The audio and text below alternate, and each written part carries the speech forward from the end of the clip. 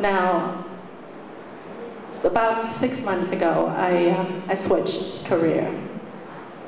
I decided to join Department of Homeland Security, and I was sworn in as a new Director for Borders and Maritime Security, working for the Undersecretary for Science and Technology at the Department of Homeland Security. Why? Because again, I looked at where I am in the United States. You know, my biggest worry is terrorism.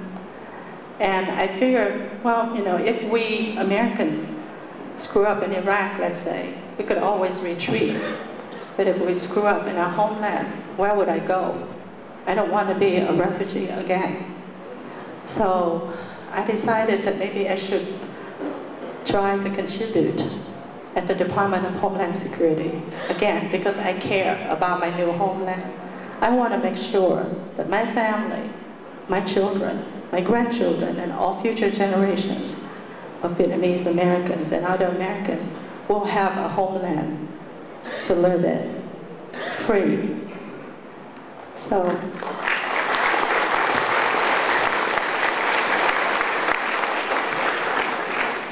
that's why I switched, and I left my beloved Navy with a lot of tears, but I did.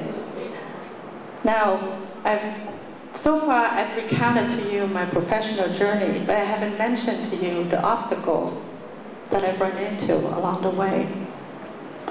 You know, shortly after I joined the Naval Surface Warfare Center, there was a promotion freeze and a hiring freeze because of budget cut. The hiring freeze lasted over a decade. So because of that, I ended up being one of the youngest scientists on staff because they didn't hire anybody after me, okay? And then, because of my attitude, they kept giving me increasing responsibilities. I bypassed all the more senior people on staff and get, you know, higher position, etc. And I get award after award, nationally, internationally, etc. So you would think that I was doing pretty well, right? But promotion is a different story. You see, during this long decade of hiring freeze and promotion freeze, meaning nobody could go up in pay, could go up in grade. So basically, I keep getting more and more responsibility, but I didn't get paid any higher, okay? I didn't get to the next grade because there was a promotion freeze.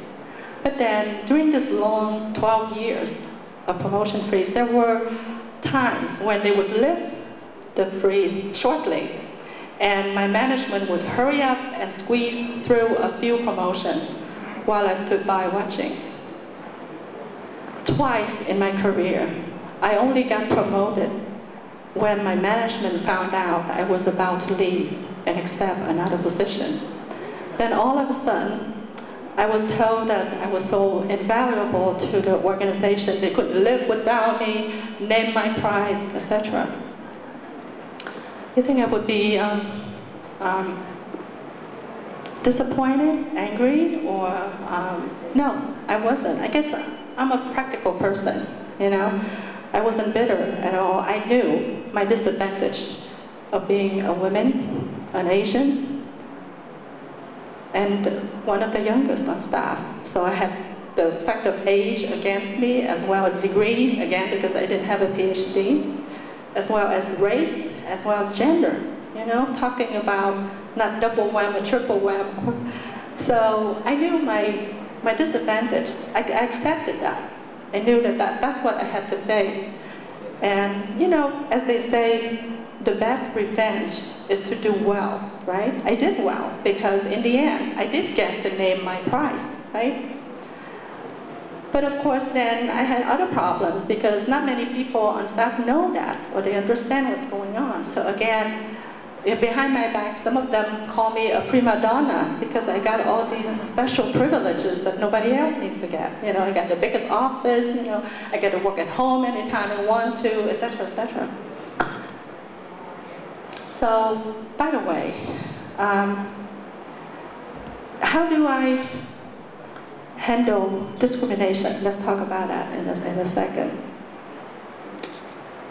I don't take discrimination personal.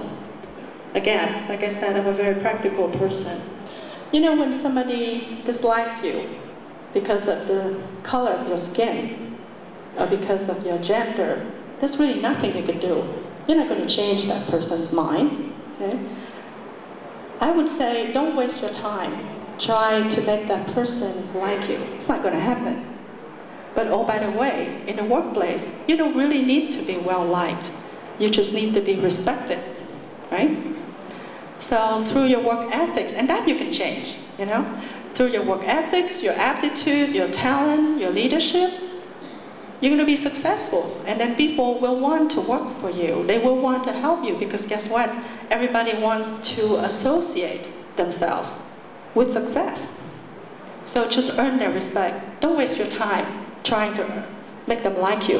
It's not going to happen, okay?